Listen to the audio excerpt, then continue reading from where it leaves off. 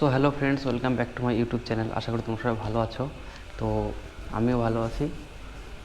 আজকে আমি তোমাদের কিছু একটা বলবো, যেটা তোমরা তো সবাই জানো, যারা কিডনি পেশেন্ট তাদের খাওয়া দাওয়ার অনেক রেস্ট্রিকশন থাকে।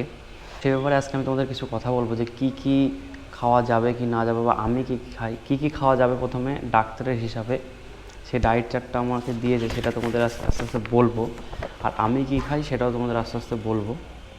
তোমাদের যেটা ভালো লাগে তোমরা সেটাই খেও। আমার মনে হয় না ডাক্তার যে খাবারের বা ডায়েট চার্ট দেয় সেটা পুরোপুরিভাবে মানা কারোর পক্ষে সম্ভব না, সেটা আমার মনে হয়। বাট তবুও তোমরা যতটা পারো মানার চেষ্টা করবে।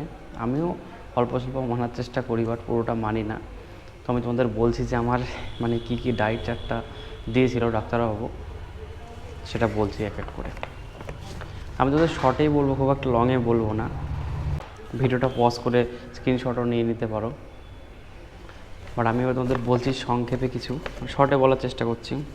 সকালে চা, 2টো বিস্কুট, আর জলখাবারে আছে হচ্ছে রুটি 2 পিস, সবজি 1 বাটি, ডিম সেদ্ধ কুসুম ছাড়া 40 গ্রাম, আর 1 ফালি ফল।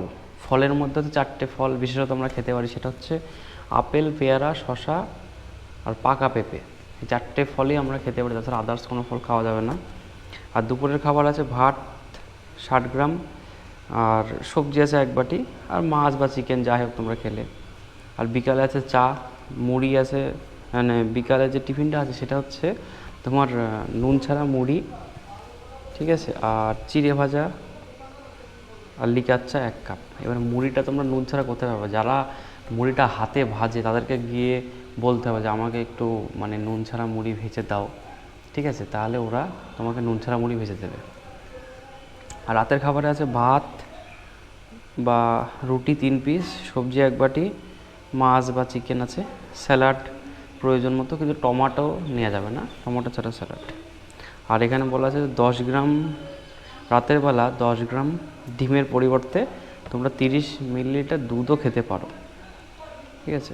আর বিশেষত মেন জিনিস যেগুলো খাওয়া যাবে না সেগুলোর মধ্যে আছে কি বাদাম, চকলেট, কোকো, পাঁপড়, চাটনি, আচার, কৌটার খাবার, মশলাযুক্ত খাবার, তেলে ভাজা, চাউমিন ইত্যাদি। বেকিং পাউডার বা খাবার সোডা ব্যবহার করবেন না। অতিরিক্ত দুগ্ধ মানে দুধের জিনিসপত্র যেগুলো সেগুলো অতটা বেশি খাওয়া যাবে না। মাখন, চিজ ইত্যাদি বেশি খাওয়া যাবে না। সবজির মধ্যে আছে হচ্ছে পটল, মেথির শাক, লেটুস পাতা, বিট, লাল মূলো, লাউ, শশা, কাঁচা আম, কড়াইশুঁটি, ঝিঙে, চিচিঙ্গে, কাঁচা কুমড়ো, সিম, ওলকপি, ঢিন্ডা, বরবটি, কাঁচা আম, বাদাম, গুড়, কফি, চকলেট, নারকেল, শুকনো ফল, এগুলো তো কোনো রকমই খাওয়া যাবে না। তো এই হচ্ছে ডাক্তারের রুটিন। এবার ডাক্তারের ডায়েট চার্ট হচ্ছে এটা, ডাক্তার একটা ডায়েট প্ল্যান দিয়েছে আমাকে।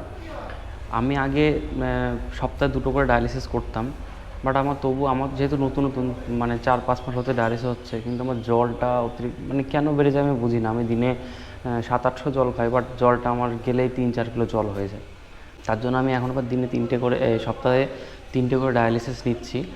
তো সপ্তাহে 3টে করে যেহেতু ডায়ালিসিস নিচ্ছি আমি, সেহেতু আমার মানে খাওয়া দাওয়ার প্রতি অতটা মানে খাওয়া দাওয়ার দিকে আমি একটু মানে ছাড় পাচ্ছি আর কি।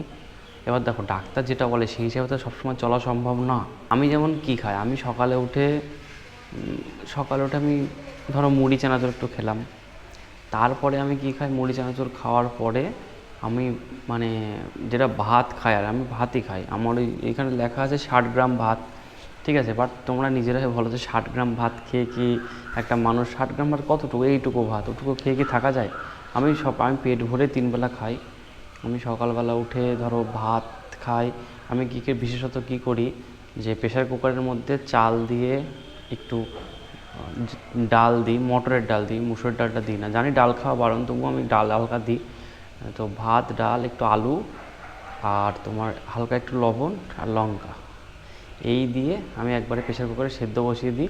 তো সেদ্ধ বসানোর পরে যখন সেটা হয়ে যায়, সেটা একবারে মাখিয়ে আমি হয়তো এবার ডিম সেদ্ধ খেতে বলেছে এখানে, আমি এবার ডিম ভাজা দিয়ে খাই। যেহেতু আমি 3টে ডায়ালিসিস করছি, তো সেহেতু আমি একটু খাবার দাবারে আমি একটু করতেই পারি, মানে আমার যেটা মন চায় সেটা আমি একটু খেতেই পারি, সেটা কোনো অসুবিধা হচ্ছে না, আমার হচ্ছে না। এখন জানি না অন্যদের কি হচ্ছে কিংবা কি হবে কি না হবে, বাট আমার অতটা অসুবিধা হচ্ছে না। আর সকালে আমি ওই খেলাম।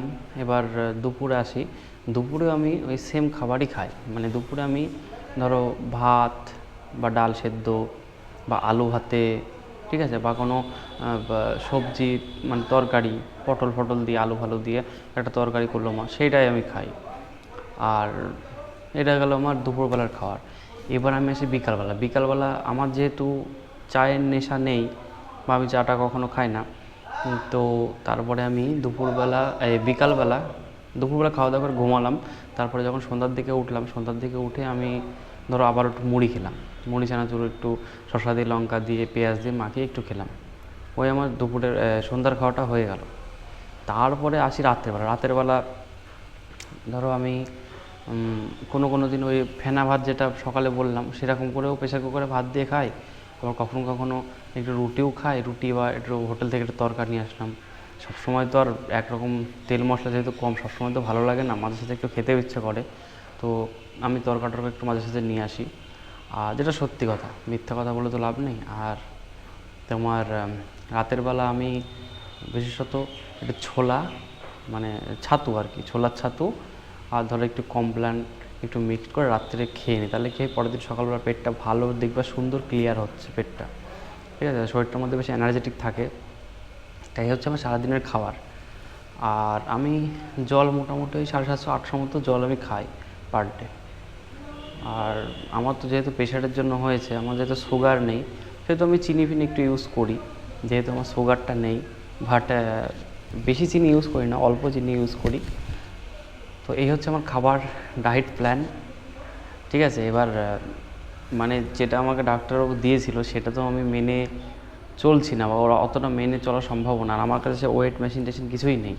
ভাবছি কি ট্রান্সপ্লান্টের পরে আমি চেষ্টা করব এটাকে মেনটেন করার। বাট এখন ডায়ালিসিস যেখানে যায় সেখান থেকেও বলে যে দেখো এখন তো ডায়ালিসিসে আছো, 3বার ডায়ালিসিস করছো, এখন যা যা ইচ্ছা একটু একটু খেয়ে নাও, কারণ ট্রান্সপ্লান্টের পরে তখন তো মানে 1% এদিক ওদিকে করা যাবে না। মানে যখন যদি বলে 50 গ্রাম ভাত খেতে, 50 গ্রামই খেতে হবে, 51 গ্রাম তুমি খেতে পারবে না। তো সেই জন্য আমি এখন একটু টুকটাক খাওয়া দাওয়া করি। অনেক কিডনি পেশেন্ট আছে, তারা ভাবে যে আমি মনে হয় একেবারেই কিছু খেতে পারবো না, বাট এরকম কিছু না। আমি যেমন টুকটাক খাই, যারা ডায়ালিসিস করে দিনে সপ্তাহে যারা 3বার ডায়ালিসিস করে, তারা অনেকেই কিন্তু তারা রোজই ডাল ভাত সব কিছু নর্মালি মোটামুটি খাওয়া দাওয়া করে, ঠিক আছে। 3বার, আর আমি যে 3বার ডায়ালিসিস করছি, 3বার ডায়ালিসিস করে আমি আগের থেকে মানে একটু শরীরের মধ্যে একটু ভালো ফিল হয়। বাট ডায়ালিসিস করতে যেহেতু একটু কষ্টকর ব্যাপার, তবুও শরীরের মধ্যে ভালো যেহেতু লাগে, তবুও সে এখন করতে তো হবে যদি আমি কন্ট্রোল না হয়।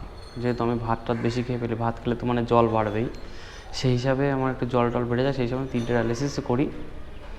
তো এখন আমার খাওয়া দাওয়াতে কোনো সমস্যা নেই। এই খাবারগুলো তোমরা যদি 3টে ডায়ালিসিস নাও, আশা করি তোমরা খেতে পারবে, আমার যেটা মনে হয়।